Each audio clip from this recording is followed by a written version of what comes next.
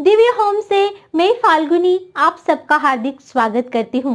जैसा कि आपको पता है, हम दिव्य होम में एक श्रृंखला चला रहे हैं भारत के सुप्रसिद्ध मंदिरों के निर्माण, इतिहास और उनकी विशेषता और रहस्य की कथा।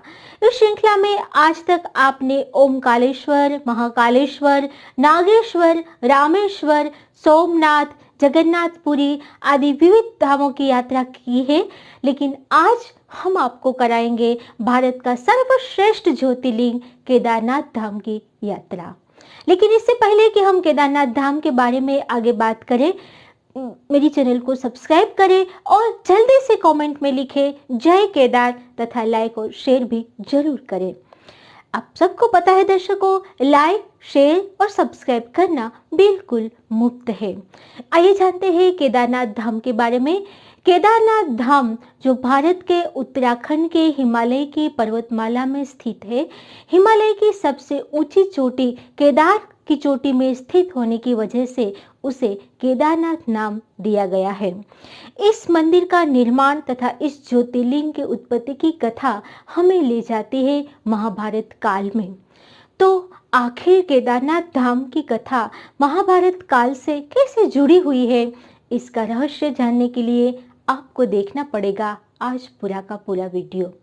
मुझे उम्मीद ही नहीं लेकिन पूरा यकीन है कि आपको केदारनाथ की उत्पत्ति की कथा और उसकी विशेषता के बारे में जानने के लिए सब उत्सुक होंगे। तो आइए चर्चा करते हैं केदारनाथ धाम के पौराणिक कथा जो हमें शिव पुराण के कोटि रुद्र संहिता में मिलती है।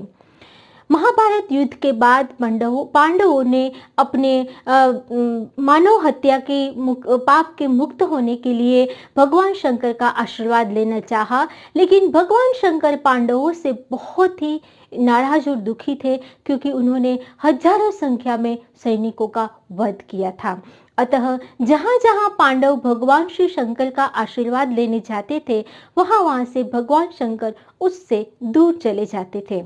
ऐसे में भगवान शंकर पांडवों से नाराज होकर हिमालय की चोटी केदार नामक चोटी में स्थित हो गए, जहां उन्होंने बेल का रूप लेके अन्य प्राणियों के साथ मिश्रित होकर रहने लगे। लेकिन पांडवों की तीव्र इच्छा और दृढ़ संकल्प से जब वे पीछा करते हुए भगवान शंकर का आशीर्वाद पाने के लिए हिमालय की चोटी तक पहुंच गए, तब उन्होंने देखा कि भगवान शंकर तो बैल के रूप में वहां अन्य जानवरों के साथ रहते हैं। अतः भीम ने अपना विशालकाय रूप लेके दोनों पहाड़ों के बीच में अपने पैर पसार दिए। उन दोनों पैरों के बीच में बाकी के सारे जानवर तो निकल गए, लेकिन भगवान शंकर चूंकि पांडवों से दूर जाना चाहते थे, वे अपना बैल रूप जमीन के अंदर पाताल में जाने के लिए नीचे जा रहे थे। ऐसे में भीम ने अपने विशाल हाथों से भगवान शंकर का जो बैल रूप था, उसकी पीठ का जो त्रिकोणाकार था, वो वहां से पकड़ लिया।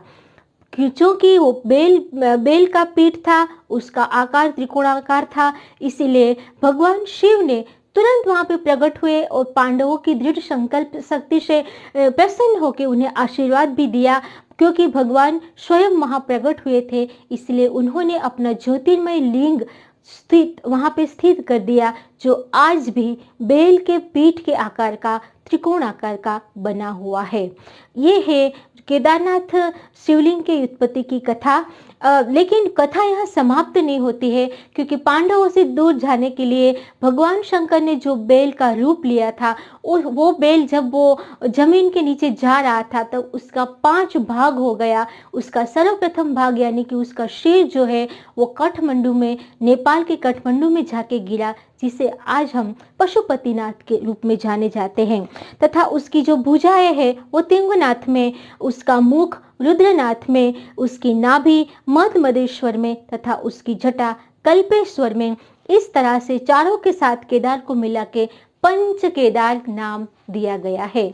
अतः शिव पुराण के अनुसार भगवान शिव स्वयं कहते हैं कि जो मेरी केदारनाथ की यात्रा करते हैं, वो यात्रालु यदि मेरे पंच केदारनाथ धाम की यात्रा करते हैं तो मेरी विशेष कृपा उन पर बनी रहेगी। ये है केदारनाथ धाम की पौराणिक कथा। आइए जानते हैं उसके निर्माण की कथा।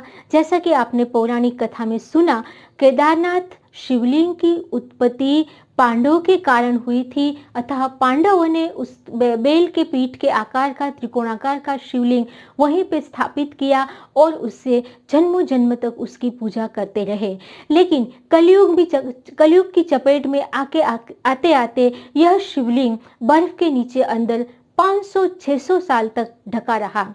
बाद में सदियों के बाद आदि गुरु शंकराचार्य जब हिमालय की यात्रा पे निकले, तब उन्होंने अपने तप से जान लिया कि उस क्षेत्र में एक ज्योतिर्लिंग स्थित है। अतः उन्होंने बर्फ से ढका हुआ ज्योतिर्लिंग वहां से निकाला, उस केदार की चोटियों में उसे स्थित किया। बाद में मालवा के राजा भोज ने इस ज्योतिर्लिंग को भव्य निर्माण बनाने के लिए काफी आर्थिक सहायता की। धीरे धीरे ये ज्योतिर्लिंग केदारनाथ धाम के रूप में प्रख्यात हुआ, जो आज हिमालय की चोटियों में स्थित है। ये है केदारनाथ के निर्माण की कथा। आइए जानते हैं केदारनाथ की विशेषता। केदारनाथ धाम की सबसे पहली विशेषता तो यह है कि ये ठंड के समय में यानी कि शीतकालीन समय में 6 महीने के लिए यह धाम बंद रहता है। 6 महीने के लिए बंद होने के कारण इनके जो पुजारी है वो भगवान श्री केदार के कपाट केदारनाथ धाम के मंदिर को पूरा साफ सुथरा करके एक दिया जला के इसे कपाट बंद करते हैं। लेकिन आश्चर्य की बात तो अब है, क्योंकि 6 महीने के बाद जब उसके कपाट खुलते हैं तो मंदिर ऐसा के ऐसा साफ सुथरा मिलता है और 6 महीने पहले जलाई हुई ज्योति अब तक जलती मिलती है। ये वैज्ञानिकों के लिए भी एक आश्चर्य की बात है, ढूंढने का विषय है कि 6 महीने तक एक दिया कैसे जलता रहा, कैसे एक क्षेत्र इतना साफ सुथरा सबको मिलता है। इस मंदिर की दूसरी सबसे बड़ी विशेषता है कि मंदिर को कटवा पत्थरों से मजबूत शिलखंडों को जोड़कर बनाया गया है।